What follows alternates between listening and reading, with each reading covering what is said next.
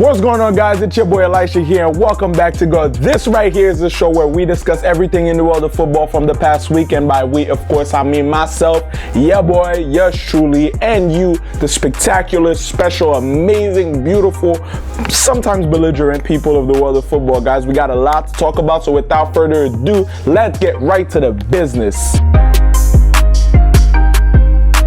And as always, you already know we can't do this without the special laptop. And first and foremost, as you know, as you probably heard by now, the coach, the manager, the spiritual leader of Football Club Barcelona, Ernesto Valverde, has been sacked, fired, eliminated, annihilated.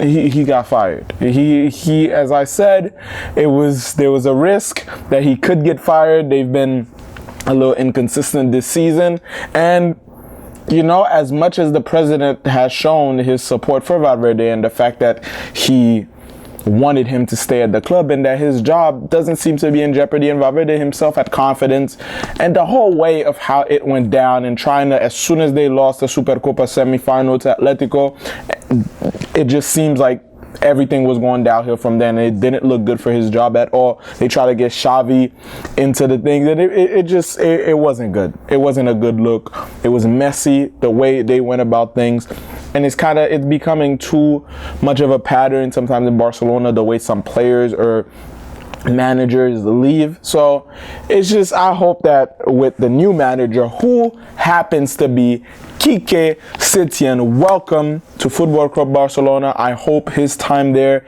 is an amazing one and a successful one, and I hope that Barca gets to win a lot more trophies in the years to come, and hopefully he gets to stay for a bit longer. He, definitely has some experience. He's coached, the last team that he's coached was Real Betis, and famously was the one who stopped, ironically enough, Barcelona's run of being undefeated for the whole season in that 4-3 win. So it's ironic that now he's the one taking over the team. So I mean, I don't know. Like, I looked up some stats, 40% win percentage in that season with Real Betis. I mean, it is Betis. They don't have a horrible team, but 40% with it, I can't be too judgmental about just the numbers.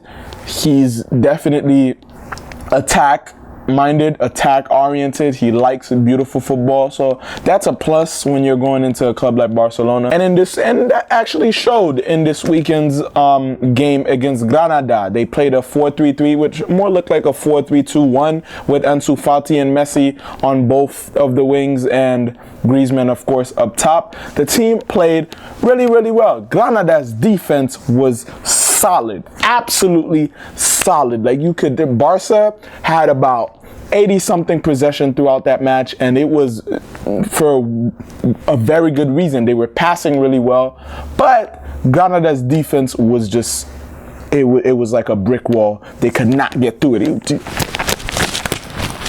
They could not. They were punching, but they couldn't get through it. But eventually they did. Well, Griezmann with some beautiful work outside of the box, some nice little tic-tac passing, some tiki-taka passing. Vidal just sliding the ball behind him for Messi with the right-footed shot at the left corner. And so they went 1-0, and that's how the game ended. I'm happy to see that Ansu Fati was getting some more playing time as Suarez is not playing. De Jong isn't also playing because he's had just too many warnings in the games before. But Arthur was on the bench too. So Barca is slowly getting more of their players back.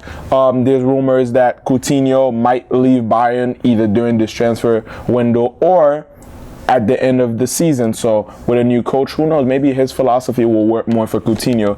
Barca can get back to winning ways. But fresh start. Let's see what happens. One game, they looked good. They look like they're playing their old selves again, but it still doesn't look 100% fluid. So that's going to take some time, of course, but new start, as I said. And who knows, maybe this season they still have the Copa del Rey, La Liga, and the Champions League. There might just be a travel in the works, which would be unbelievable since Quique is his first season with Barcelona. But it can happen. It's possible. Anything is possible. But on the other end, Real Madrid beat Sevilla 2-1. Big shout out to Casemiro for getting 2 goals. A central defensive midfielder getting 2 goals for Los Blancos to win against Sevilla. It doesn't happen every day, so you got to give him his props. Casemiro is one of those players that you don't know you miss, that you really need him until he's not there. And it clearly showed in Brazil also. He's just one of the best players in Europe, one of the best players in the world, which doesn't get as much praise as he probably deserves. And on the other side of Madrid, Atletico loses to Eibar 2-0, dropping points, of course, again, and Barcelona's back on top of La Liga with goal difference. They still have the same amount of points as Real.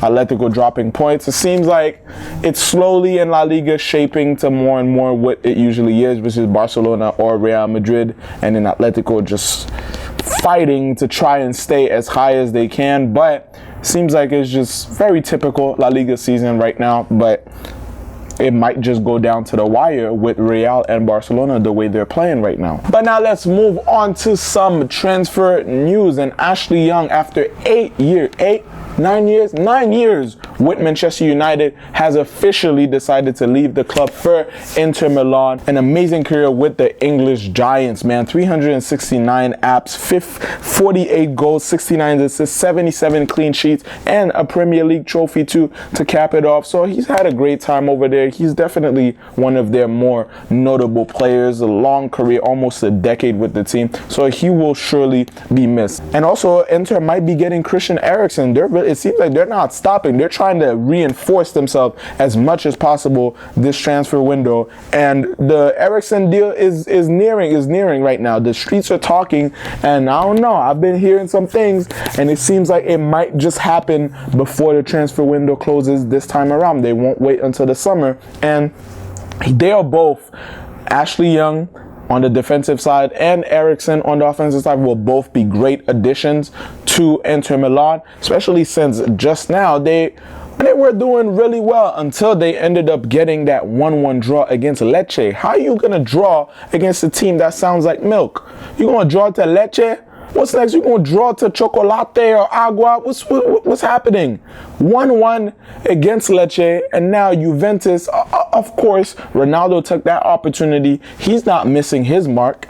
He's getting the win for his team. 2-1 versus Parma. This man is turning 35 in a few weeks, but that's not slowing him down. Age is nothing but a number because he's still getting wins for them. Now they're 51 points up, and Inter has 47, 4 points difference, which in retrospect isn't that much, but in the end of the season it could come up big and it could make a really big difference. There's less games as you play. There's less and less opportunities for you to really close that gap. So they're playing with fire by not capitalizing on as many games as possible. But as Inter has been playing the whole season, I don't think it's nothing to be scared of. They definitely are going to try to get those 3 points and try to wait for Juventus to slip up. But both teams are so strong right now. It seems like it's going to be tough, but it definitely makes for an entertaining season. And I like that when some of these teams that are at the hierarchy are getting some pressure, and some other team is really like, listen, yo, if you slip up,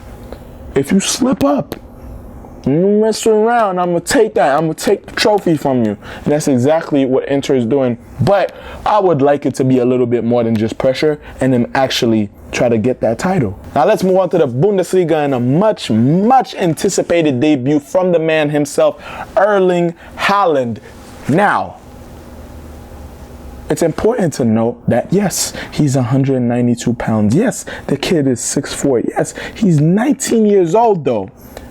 He's 19 years old, and he scores a hat trick against Augsburg with Dortmund to win the game 5-3 for them and win the 3 points. A hat trick in his debut in the Bundesliga. Where they do that at? Yeah, that was proper English. Where they do that at? I don't know where they do that at. Where they do that at? He do that at. He do that there. He do that there because he just did that there. And he do that. You asking where they do that at? He do that. Erling Haaland. Hat trick. 3 goals. 3 goals. And this kid just looks like he has everything in him that can take him to the top and really make him succeed as a forward, man. He's scoring goals. He looks like he's having fun at all times, and he's just physically, he has a big stature, and the fact that he could put the ball in the back of the net. He's playing at a high level at such a young age, and they could only go up from there. Dortmund is a great team to get more and more experience and develop your game to the maximum level, and I think he's in great hands, and he's going to be a problem, not just this season, but for years to come. He has a beautiful, if he treats it right, he has a beautiful career ahead of him. But now in the Premier League, and just a side note, before even talking about the game, big congrats. It's admirable to see Firmino and his good teammate Alisson got baptized this week together. Really emotional moment, which they chose to share with the world and social media afterwards. And for those who don't know, just in the Christian world, getting baptized is more of like a rejuvenation and a renewing of your faith in a way, or just an entry into Christianity.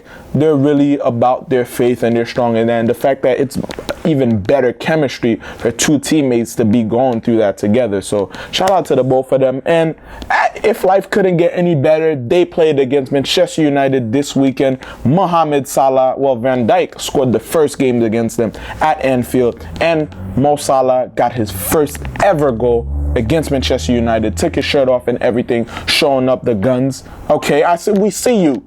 We see you. Okay, showing off them things, looking like that. Okay, he been in the gym. You know that boy been in the gym. He look good. He looking good. He looking healthy. Yeah, and even though VAR took away a goal from Firmino, and like people now gotta accept that Liverpool is not just winning because of VAR. You know, they take goal away from them too. They take some goals away from them. So it's not, stop acting like Liverpool are just getting the advantage from everybody and that they're winning because they're cheating or something. That's not what's happening. They're the best team in the Premier League. They have been for a long time now. And that's why they're going to win the Premier League in 2020. After how many decades now? They're finally getting their due diligence. They have the right team. They have the right coach. The fans are amazing support for them. So it's going to happen. You're just going to have to get used to it. Haters, stop. They're good. Just accept it and cry later, or get ready to cry. Get all the tears out. Start crying now, because it's going to happen. And they're going to rub it in y'all faces, because y'all been poking Liverpool fans for a very long time, and now the beast is loose. Y'all remember that scene from Kung Fu Panda? Huh? Where that panther, or whatever the hell he was, that leopard, that black leopard, and the little feather fell down, and then he was able to take his tail and free himself. That's Liverpool. The beast is free, and it's hungry. It's ready to eat. But speaking of which, expanding more on Manchester United, Rashford against Wolves the other day also had an injury, a back stretch fracture, which now is resulting in him having to miss potentially 6 to 8, probably more weeks. Gunnar explained in a press conference that it's going to take probably more or less 6 weeks for it to heal, and then more time for rehab and recovery. So he's going to be out for a while. They've been struck with a lot of injuries, and they're doing what they can, but it's a perfect time right now in the transfer window to at least get a striker on loan or more offensive players to just fill that gap. Of course, it's going to be hard to get a Marcus Rashford replacement, because he's been such a big part of the team throughout the whole season and throughout the few years, but they need somebody that could really give him some confidence up front. But yeah, also Manchester City getting that 2-2 draw against Crystal Palace. At this point, it's not very surprising anymore. Anytime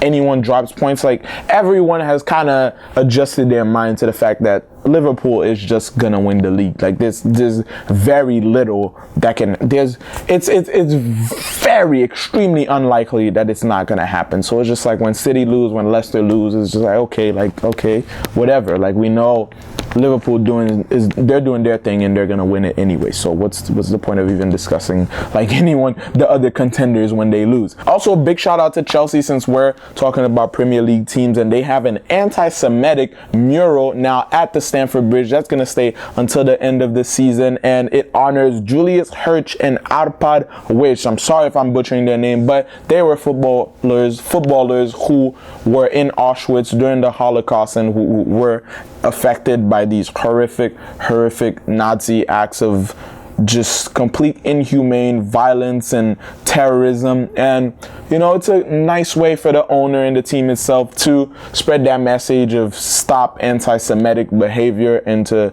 show support for Auschwitz and Holocaust victims overall. But yeah, guys, that's pretty much gonna be it in football for this week. Also, just I can't let this show go without mentioning it, without giving a big shout out to Club America, man. Look at that kit.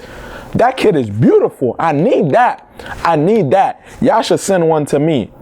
No, you really should. Send it my way. Y'all tu sabe que okay, all of that stuff. You feel me? Like I could habla a little something so we could get a deal going and send me one of those shirts. If not, I'm gonna just end up getting it anyways. But you know, we might as well just cut it out. Cut out the middleman. Just send it straight to me, and that's it. You feel me? Club America. Take care of your boy. Take care of Goal overall. We'll talk. But yeah, overall, that's it for this week in football. Hope you guys enjoyed the show. What are your thoughts? Rate the shirt, the Club America shirt, on a scale of 1 to 10. On the scale of fire to poop emoji, or to garbage can emoji. Whatever is like your threshold of trash and just absolute, just bad. Whatever that emoji is, choose it. Also, what are your thoughts? Are you absolutely gutted by the fact that Liverpool are gonna win the league? How do you feel about Kike, his philosophy, his fair game with Barca? How do they look? Does it look promising as Barcelona fans? How do you think he's gonna do as adversary Real Madrid fans? Are you scared of the new Barcelona under new management? And just overall, guys, what are your thoughts on football this week and overall VAR? Just drop all of your thoughts in the comments below. What did you eat for breakfast? Let me know if it's football inspired.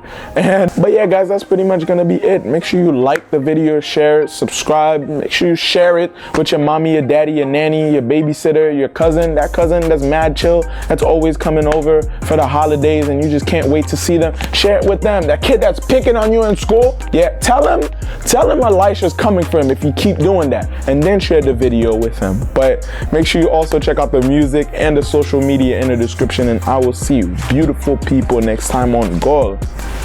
Peace.